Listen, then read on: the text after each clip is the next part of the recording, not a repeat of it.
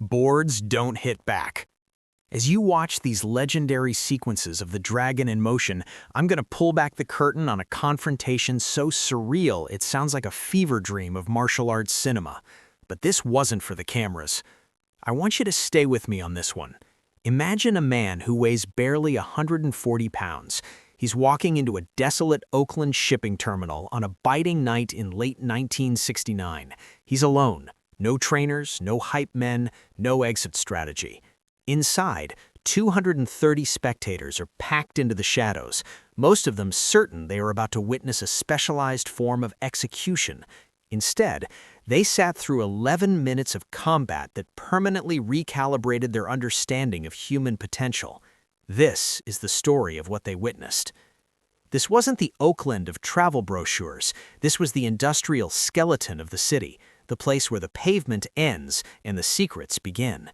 Inside a nameless warehouse, the air was thick with the scent of damp concrete and that specific heavy Bay Area cold that sinks into your marrow. There were no tickets sold for this, no referees, no doctors, no rules. The event had materialized through a single phone call that rippled through the region's underground fighting circuit like a seismic wave. The message was skeletal. Bruce Lee is fighting Viktor Petrenko. People showed up because they wanted to see something that couldn't be staged. They wanted the raw, unvarnished truth of a collision between two extremes. Viktor Petrenko was a 34-year-old ghost story. He was undefeated, having carved a path of destruction from the wrestling pits of the Soviet bloc to the brutal smokers of Chicago and Detroit.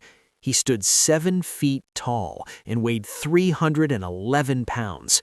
To look at Petrenko wasn't just to see a big man, it was to see a different species of athlete. His hands were like shovels, his neck was a column of solid muscle. In the underground, they called him the Architect. Survivors of his matches said fighting him felt like trying to punch a skyscraper. He didn't just beat you, he dismantled you with a terrifying clinical patience.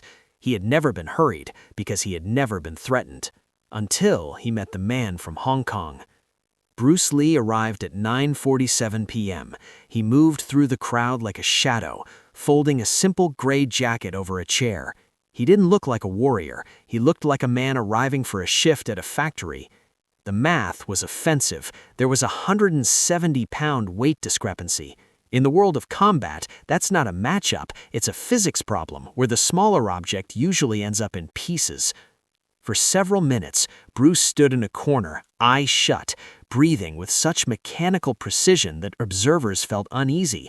He wasn't meditating, he was running code. He was calculating the geometry of a giant. When he finally opened his eyes, he didn't have to look for Petrenko. The giant had been staring at him since he entered, his face a mask of cold curiosity. This fight hadn't started with an insult, it started with a question. 3 weeks earlier, Petrenko had heard a rumor about what Bruce had done to 3 high-level fighters in a closed-door session in San Jose. Petrenko didn't want to protect his ego, he wanted to know if the rumor was real. He was a scientist of violence, and Bruce Lee was an anomaly he couldn't explain. When the challenge was issued, Bruce didn't negotiate, he didn't ask for a purse, he simply said yes and told Petrenko to pick the place. Inside that warehouse, under a single flickering yellow bulb, the world shrank. 230 people went silent. You could hear the building itself groaning in the wind. The fight didn't record like a boxing match, it recorded like a blur. Those who were there say Bruce didn't just move fast, he seemed to delete the space between 2 points. Every time the 311-pound giant lunged, Bruce was already gone.